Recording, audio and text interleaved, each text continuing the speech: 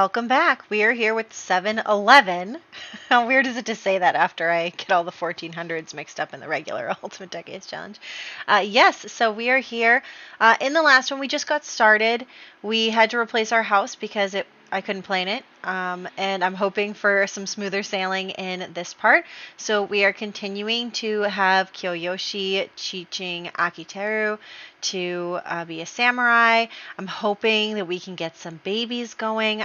She isn't seemingly pregnant yet. She could be, though.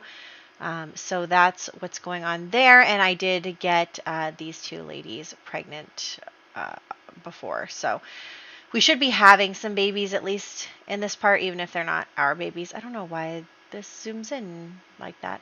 Anyway, so that's where we're at.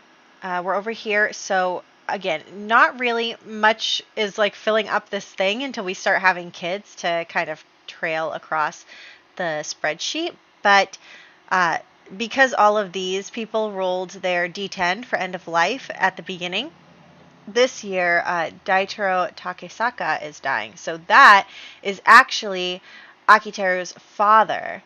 So that's the father that remarried to like the evil stepmother type, and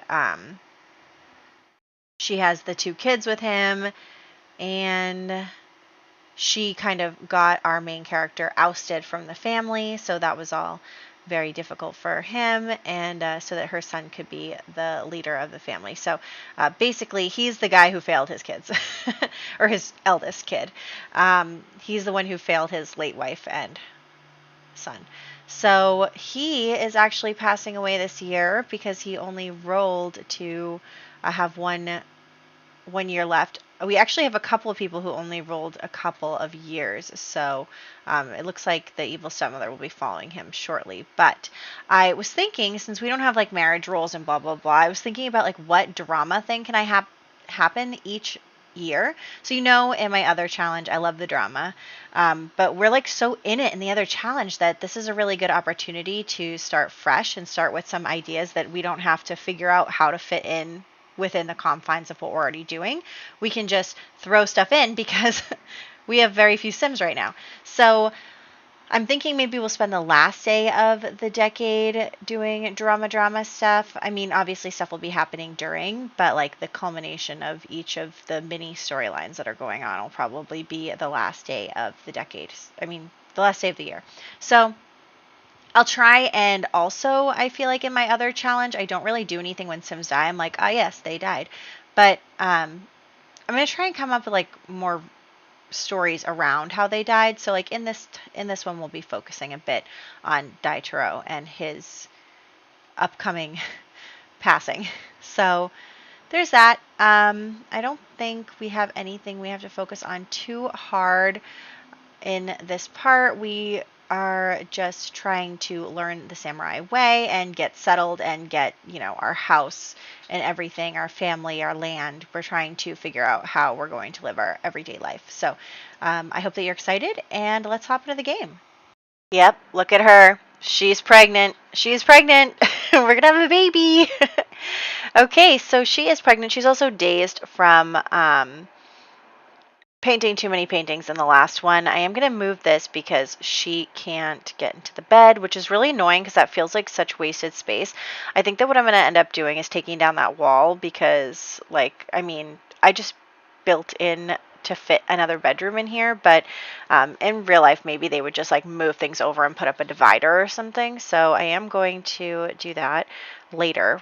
But right now, we are just having everyone do their stuff. I'm also kind of taking their whims into account. I really wanted to, especially while we have time, like we're not, like on our other ones, we woke up, we did chores, we did this, we did that.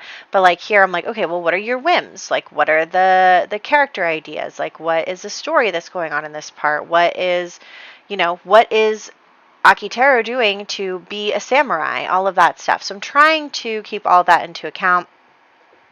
So he already meditated. He's doing some body weight working out. We're going to have him do archery, sword fighting. He's going to be practicing all these things. And then for his, sorry, I just got distracted by them going to woohoo. But you know what? They are a happily married couple. They should absolutely do that. And look, so Daitaro, so that's his father who kind of cast him aside for his brother. He is calling and kind of reaching out, asking him like some questions. Oh, we're eating for two. Okay, so here it is. We are pregnant. She is telling him that they're pregnant.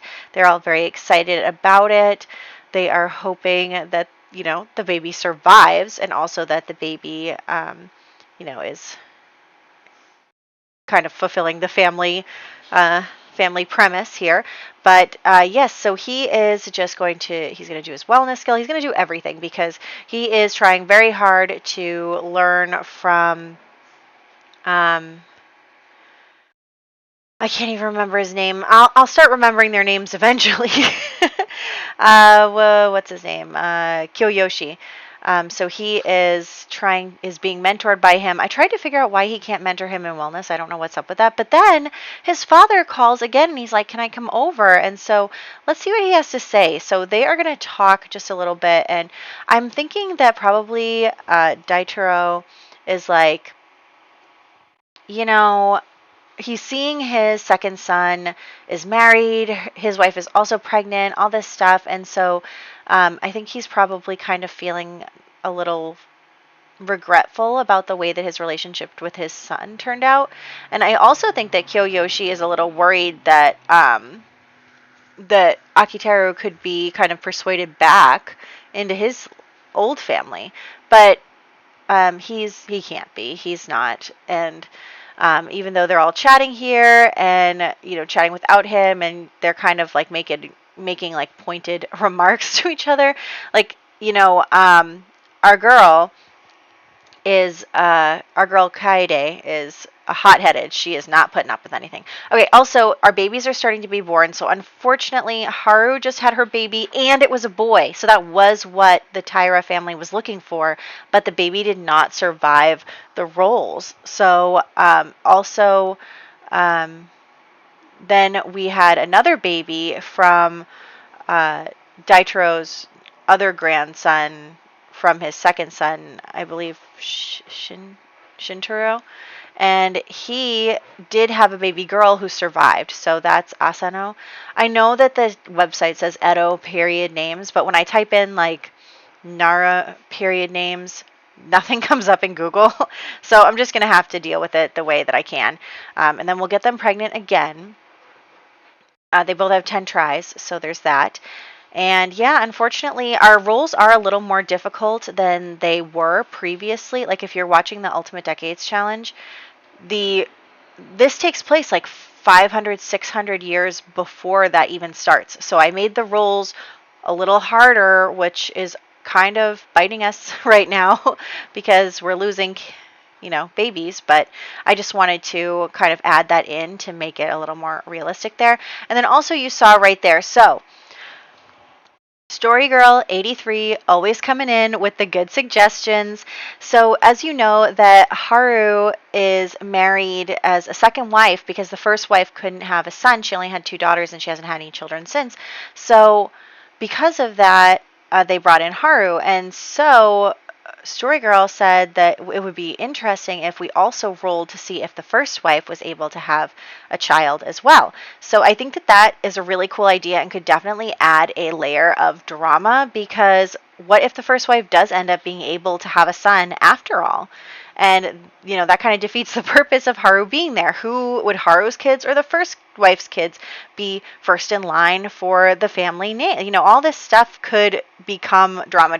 So I was like, you're right. So we're rolling a d4. If a 1 happens, then we will also get the first wife, Koryo, pregnant.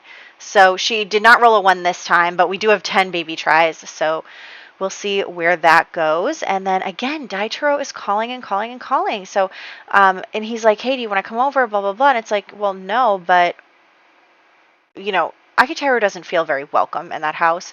But Daitaro comes over. So since it's cherry blossom viewing day, let's have everyone go for a little hike. And, we'll say that that's viewing the cherry blossoms as them going out and seeing the trees and all this stuff. So they're just all going on a hike together. And definitely Daitaro is trying to get closer to Akiteru. He's like, I feel like maybe I was too hard on you, that maybe, I want you to know that even if you're like not the heir of our family, you're still my son, and I still care about you, and I feel like things just kind of went sideways. So they are trying to reconnect in a way. And so also Kyoyoshi is like, hey, you joined my family, you're not going to leave, right? So, um, Akiteru is like, no, I'm not going to leave. This is my family now. But I don't think that he is bothered by his father trying to reconnect. So, like, they're talking, and he's like, look, if I could have a good relationship with my father, I wouldn't mind that. But that doesn't mean that I want to go back there, because I don't. So, he doesn't want to go back to that life that he had been previously living, where he was always worried about, being mistreated by his stepmother and his brother. And he just is like, you know what, this is what I want. This is the family that I chose, and I'm okay with having a relationship with my father, but it's not going to go any further than that. So he's really not interested in going back there and trying to like take the family farm away from his brother. He's not interested in that. But anyway, so as you can see, which is unlike me, I've been working on their needs, which means that there's not a lot of time for other things like I have been having Akiteru do some odd jobs in order to make some money for the family. You can see in the documentation I provided that odd jobs is something that samurai can do as peasants, because that's what we are. I mean, we have 1,000 simoleons in the bank. So as we increase in the ranks in the future, we'll be able to do other things. But for right now, just here and there's as a samurai, being able to oh, we have a shipment moving and we need, someone to come and protect it, or, anything like that, where he can use his skills to make a little bit of money. And then we also have Kaede doing her painting when she can, although since her needs have been really hard to take care of out of everyone, obviously, because she's pregnant. So I think that we're going to say that she's having a tough pregnancy. One day I'll figure out how to take care of Sims, but we're going to say that she's been having a tough pregnancy, and that's why she hasn't been painting as much, because, she's been feeling really nauseous all the time, and like she just hasn't been, at the top of her game. So anyway, it is now the next day, and I figured that Akiteru is going to take Kaede over to his father's house. And even though he doesn't like it there, even though he doesn't like going there, I think that he just kind of wants to show his dad that he's also willing to put in the work to make their relationship a little bit better. And also, his wife is pregnant, and it would be nice if the kid knew their grandparents and all that stuff. So they're going to come visit, and this is their house, downloaded from the gallery once again. And yeah, so he's just going to come and he's going to ignore his stepmother. He's going to walk right by her and be like, no thanks. But go and talk to his father. And also you saw, what's her name? I'm so bad with all these names. Hanami, you saw Hanami there. This is only the second episode. I will learn their names. But yes, so then we have Kaede kind of coming out to the stepmom and the brother and kind of being a little sassy, like, oh, she is funny. Oh my gosh, the brother got a negative sentiment towards her. She's hot-headed, which I love about her. I didn't want her to be like, the stereotypical, like, oh, I'm the wife, I'm going to just sit around the house and take care of the babies. And like, obviously she is going to be doing most of the child rearing, but like also she likes to paint. She has her passions. She also can get a little sassy and is not like, she's not willing to keep her mouth shut, especially when she feels like these people have wronged her husband. She's like, she knows that they're on the ish list, right? So she is not going to keep quiet just to be polite. She is going to let them have it, which I love about her. So we stan Kaede. She's the best. And yeah, so here we are, and we are just having everybody get their needs under control, and we need to cook something to eat. You guys got to eat something. I did. Luckily, that's not spoiled yet, so that'll be good. But yes, so everyone is doing well. Everyone's trying to get into the bathroom.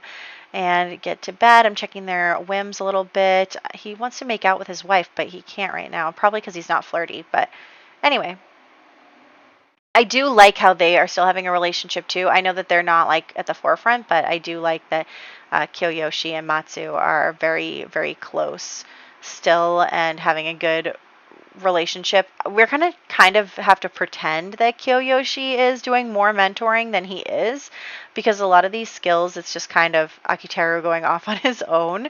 Well, Kiyoshi is, would supposedly be mentoring him. I can't figure out why I can't have him mentor. He is level 10 in all the skills, so I don't know why there's no option. Maybe it's only for certain types of skills. I don't know.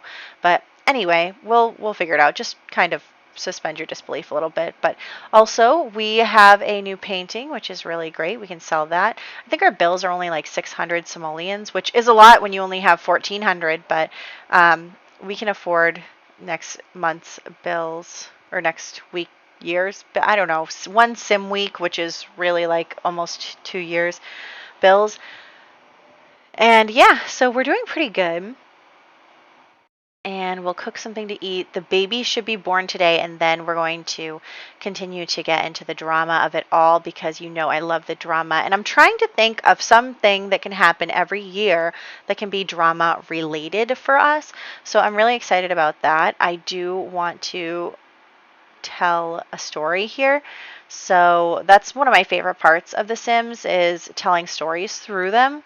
So I think that is really good for us, to not only be trying to play within the confines of this, but the way that I wrote like the events and stuff in the rules for this is in such a way that enables you to tell a story.